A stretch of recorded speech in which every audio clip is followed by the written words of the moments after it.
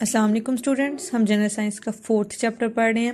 آج کا ہمارا ٹاپک ہے ورزش اور صحت، ایکسرسائز اینڈ ہیلتھ، کہ ورزش کا ہماری صحت کے اوپر کیا اثر ہوتا ہے۔ ورزش آپ خواہ اکیلے میں کریں یا گروہ کی صورت میں، یہ ایک خوش کن عمل ہے، یعنی کہ اس سے ہمارے دل کو تسکین ملتی ہے، ٹھیک ہے۔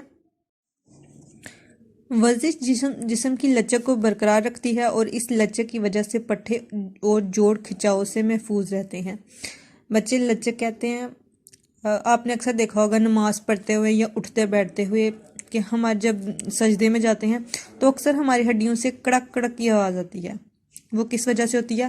وہ لچک نہ ہونے کی وجہ سے ہوتی ہے، ٹھیک ہے۔ تو جب ہم ورزش کریں گے تو ہمارے جسم میں آٹومیٹکلی لچک آ جائے گی، ٹھیک ہے۔ اور ہم پٹھے کہتے ہیں مسلس کو، اور جوڑ کہتے ہیں جو ہمارے جوائنٹس وغیرہ ہوتے ہیں، ٹھیک ہے، کہ اس میں جب یہ کھچاؤ وغیرہ ہوگا اس میں لچک ہوگی تو وہ محفوظ رہیں گے۔ جب پٹھے مضبوط ہوں تو انسان زیادہ زور والے کام سر انجام دے سکتا ہے۔ اگر اس کے اندر لچک نہیں ہوگی، کھچاؤ نہیں ہوگا، تو ہم اکثر دیکھتے ہیں کہ ہمارے جو ہاتھ ہیں ان پہ درد ہونا شروع ہو جاتا ہے یا ہاتھ کی ہڈی وغیرہ ٹل جاتی ہے۔ کیوں؟ کیونکہ لچک نہیں ہوتی، کھچاؤ نہیں ہوتا۔ مضبوط پٹھے نہ صرف روزمرہ زندگی میں ہمارے مختلف سخت کام کے لیے مدد دیتے ہیں، بلکہ وہ ہماری ہڈیوں اور جوڑوں کو بھی سہارا فراہم کرتے ہیں۔ یہ وہی بات کر دیا کہ جب ہم اٹھتے بیٹھتے ہیں تو ہمارے جوڑوں میں سے آوازیں آتی ہیں، تو جب لچک ہوگی تو ہماری ہڈیوں اور جوڑوں کو بھی سہارا ملتا رہے گا۔ ورزش پٹھوں کو مضبوط بنانے میں اہم کردار ادا کرتی ہے، اور ورزش ہی ان سب جوڑوں کے لیے، ہڈیوں کے لیے، مسلز وغیرہ کے لیے ضروری ہیں۔ بعض لوگ جو ورزش نہیں کرتے لیکن بہت زیادہ کھاتے ہیں، ان میں غذا سے حاصل ہونے والے فالتو انرجی فیٹس کی شکل میں ان کے جسم میں ذخیرہ ہو جاتی ہے۔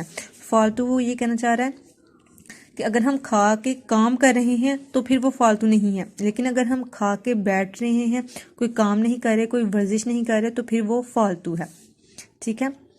ان کے جسم میں ذخیرہ ہو جاتی ہے۔ ہم نے فیٹس اور آئلز والے میں پڑھا تھا کہ یہ ہمارے جسم کی جو سکن ہوتی ہے اس کے نیچے جمنا شروع ہو جاتی ہے، اور وہ لوگ موٹاپے کا شکار ہو جاتے ہیں، ٹھیک ہے، اور اسی سے موٹاپا ہوتا ہے۔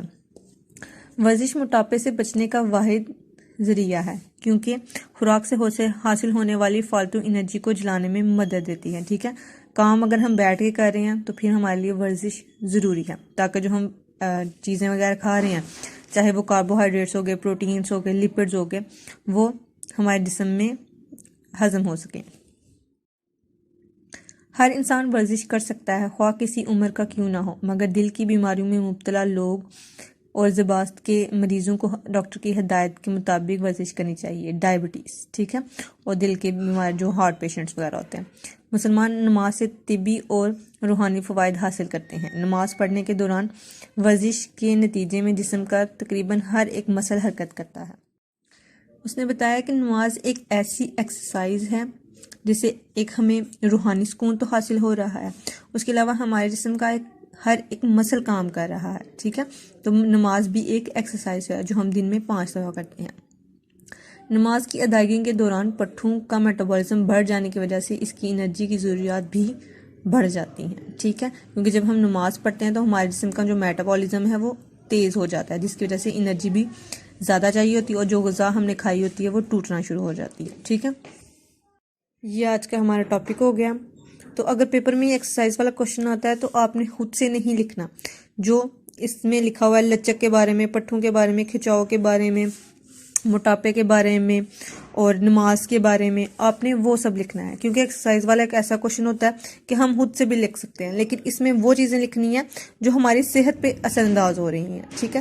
تو جو بک والا ہے ہم نے وہ لکھنا ہے۔ تو یہ آپ اچھے سے پڑھ لینا، اگر آپ کو سمجھ نہ آئے، کس چیز میں کنفیوژن ہو تو مجھ سے پوچھ لینا، میں دوبارہ سمجھا دوں، ٹھیک ہے۔ اللہ حافظ۔